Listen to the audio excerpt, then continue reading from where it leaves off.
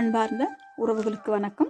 நாம் தொடர்ந்து பார்த்துட்ருக்கிற ஒரு விஷயம்தான் இந்த வெளிநாடு. எங்களோட சகோதரி வெளிநாட்டுக்கு வந்து வேலை செய்கிறது, வேலை செய்கிற பிரச்சனை, சாப்பாடு பிரச்சனை, சம்பள பிரச்சனை, நாட்டுக்கு போக முடியாமல், இல்லாட்டி நாட்டுக்கு போகும்போது நிறைய சம்பளங்களை வச்சு கொடுக்காமல் இருக்கிறது, இல்லாட்டி துன்புறுத்தி ஏஜென்சிக்கு எம்பசிக்கு அனுப்பி வர்றது, இந்த மாதிரிக்க நிறைய எத்தனையோ பிரச்சனை எங்கள் சகோதரி இன்றைக்கும் கொடுத்துக்கிட்டு இருக்கிறாங்க. அப்போ இதை நம்ம காலம் பூரா பார்த்துட்ருக்குறோம். நம்மளும் ஏதோ முயற்சி பண்ணுற வெளிநாட்டுக்கு வந்து வேலை செய்கிற உழைக்கிற சகோதரிகளுக்கு எந்த பிரச்சனையும் இருக்கக்கூடாது. அவங்க நல்லபடியாக வந்து அவங்க செய்கிற வேலைக்கு ஊதியம் கிடைக்கணும், அவங்க நல்லபடியாக 2 வருஷம் இருந்துட்டு போகணும். இப்படி நம்மளுமே நிறைய தூரம் முயற்சி பண்ணோம். ஆனால் இது வரைக்கும் அதெல்லாம் அந்தளவுக்கு சரியாக வரலை. ஏதோ இன்றைக்கும் அந்த பிரச்சனை இருந்துக்கிட்டு தான் இருக்குது. தொடர்ந்தும் பிரச்சனை, இறப்பு வீதம் கூடுறதும் இப்படி தொடர்ந்து வெளிநாட்டு பிரச்சனை இருந்துக்கிட்டு இருக்குது.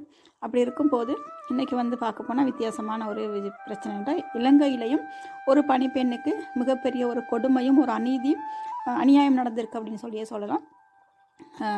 தகவல், அதாவது இது யாருன்னு அடையாளப்படுத்தாமல் இருக்குது. ஆனால் ஒரு சகோதரி ஒரு வீட்டில் வேலை செய்யும் போது கொஞ்ச நாள் வேலை செஞ்சுருக்கிறாங்க.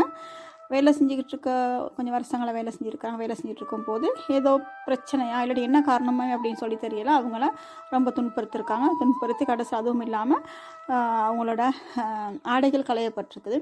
அதை களையப்பட்டது மட்டும் இல்லாமல் ரொம்ப அவங்க அழுது கத்தெல்லாம் இது பண்ணிவிட்டு அதுக்கப்புறம் அதை வந்து வீடியோவை எடுத்து அதை வந்து அவங்களுடைய வாட்ஸ்அப் குரூப்பாக இருக்கலாம், நிறைய இடங்களுக்கு ஷேர் பண்ணியிருக்கிறாங்க.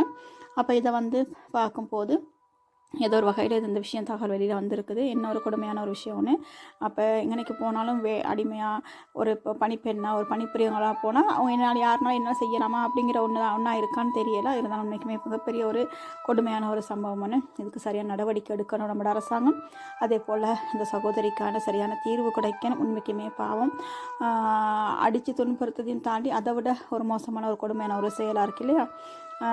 அப்போ இப்படி இருக்கும்போது இலங்கை வெளிநாட்டில் தான் எங்களுக்கு வந்து பிரச்சனைன்னு சொல்லுது. எனக்கு இலங்கையிலையும் இந்த மாதிரி பிரச்சனை நடந்திருக்கு. ஏற்கனவே கூட ஒரு சகோதரி கூட இறந்து போயிருக்கிறாங்க. வீட்டில் என்னமோ ஒரு பெரிய பிரச்சனை ஒன்று போயிட்டு அதுக்கு பிறகு அவங்க தான் அந்த சகோதரி ஏதோ ஒரு கையில் அவங்க இறந்து போயிட்டாங்க.